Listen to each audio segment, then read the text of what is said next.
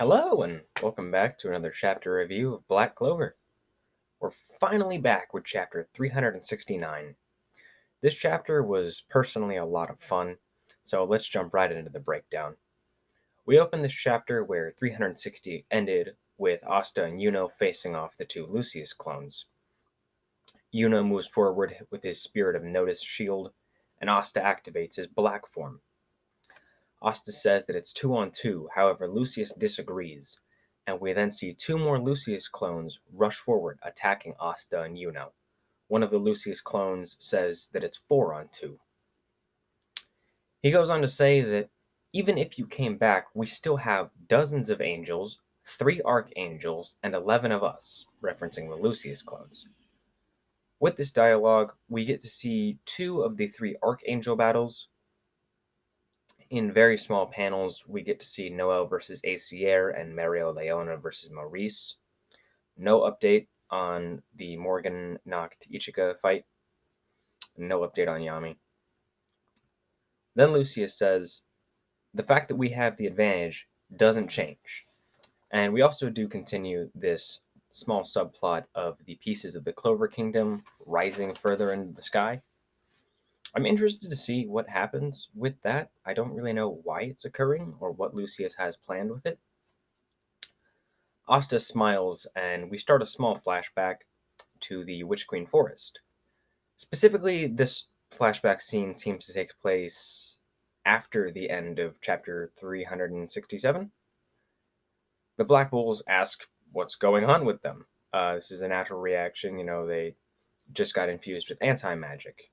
Ichika asks if they're alright, and Magna replies by asking, who is she?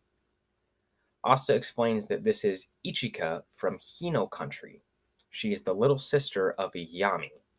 Naturally, all of the Black Bulls have wild reactions to learning this information, all except for Noct, who thinks to himself that it seems like someone interesting came. Ichika provides some explanation to the anti-magic that the Black Bulls now possess. She starts with stating the Black Bulls are getting anti-magic shared from Asta for now.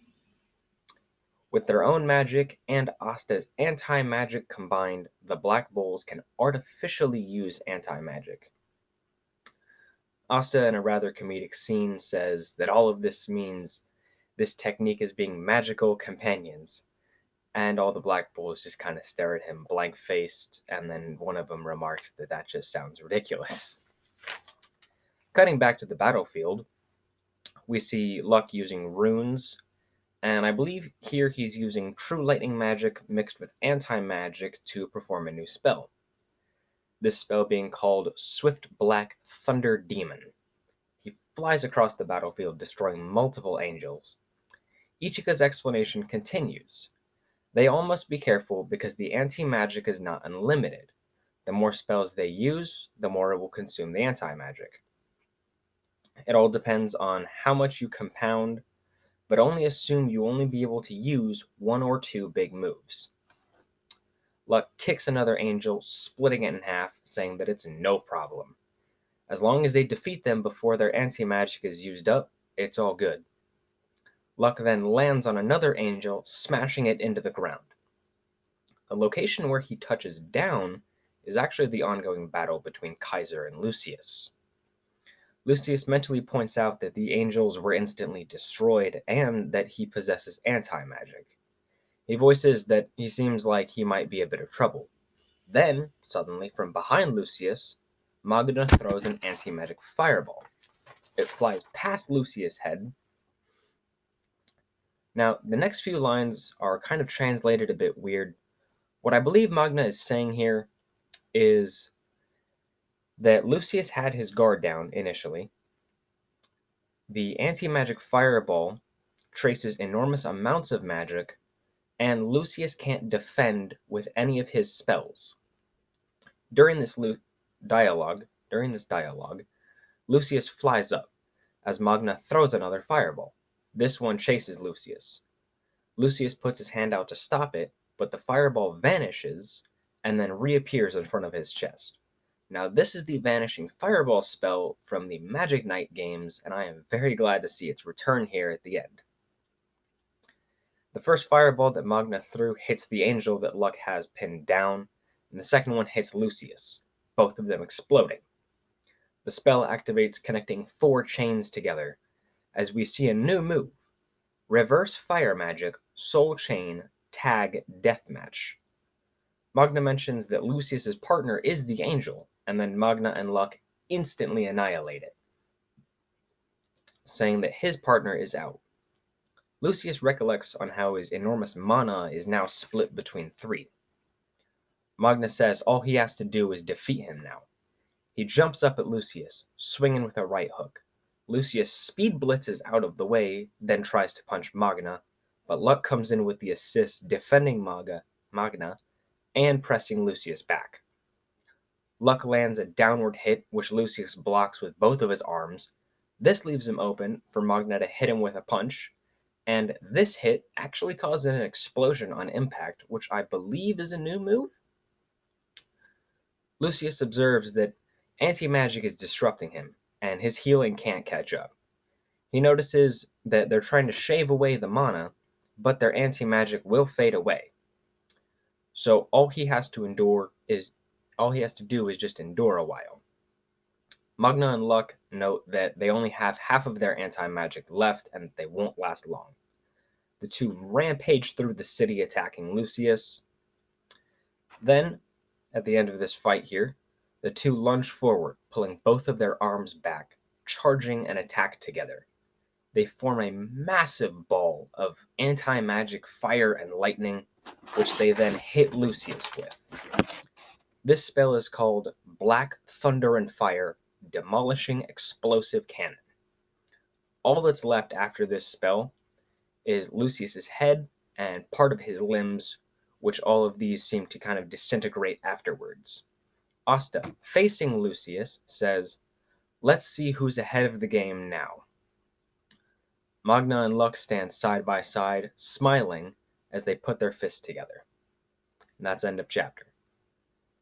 Honestly, this chapter was just a lot of fun. Really quickly, though, I do want to bring up the color page for chapter 369. I think that it looks beautiful. I love the way it looks and how it lays out the cast. And something small to note with the color page that I noticed is that a lot of it relates to the Archangel battles, obviously, as that's kind of what we're moving towards here at the end. But on the right side, we do see a Dramalek. Now, this certainly tells me that Tabata has not forgotten about Adramelech, and I am very excited to see what their role is and what else they'll do towards the conclusion of this story. I do think that Adramelech is going to be a big moving piece that a lot of our characters are underestimating. And I'm actually quite happy that this chapter does not focus on the Archangel fights.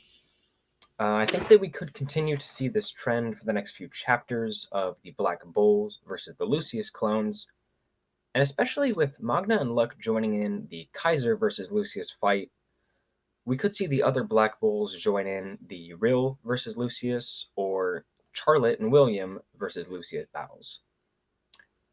However, most of all, this does tell me, since we're not focusing on the Archangel fights, that we're not rushing towards the end, and I think that we are going to give a lot of battles some room to breathe here.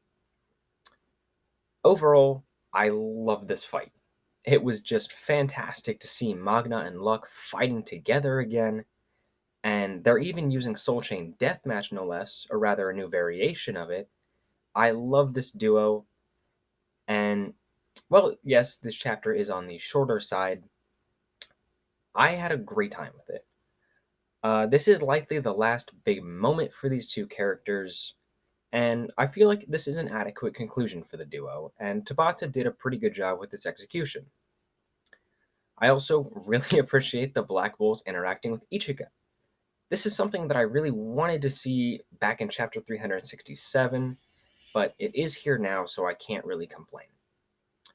There's also the explanation of the anti-magic power sharing and reserve. It's done in a way that I feel like doesn't make the Black Bulls super overpowered, and I really appreciate that choice on Tabata's part. There's also the fact that Noct has a singled out panel with his reaction to Ichika, So I definitely think Noct has something planned with her going into the Morgan fight. Overall, I think this was a great chapter, and I am very excited to see what comes next, though we probably won't see this for a handful of months. My guess is March or April. Also, based on Tabata's author comments, he is in better health, which is great to hear. I am very happy for the guy. And hopefully, this can lead to some longer chapters moving forward. Let me know what your guys' thoughts are on the chapter. I hope you guys all have happy holidays, and I'll see you in the next one.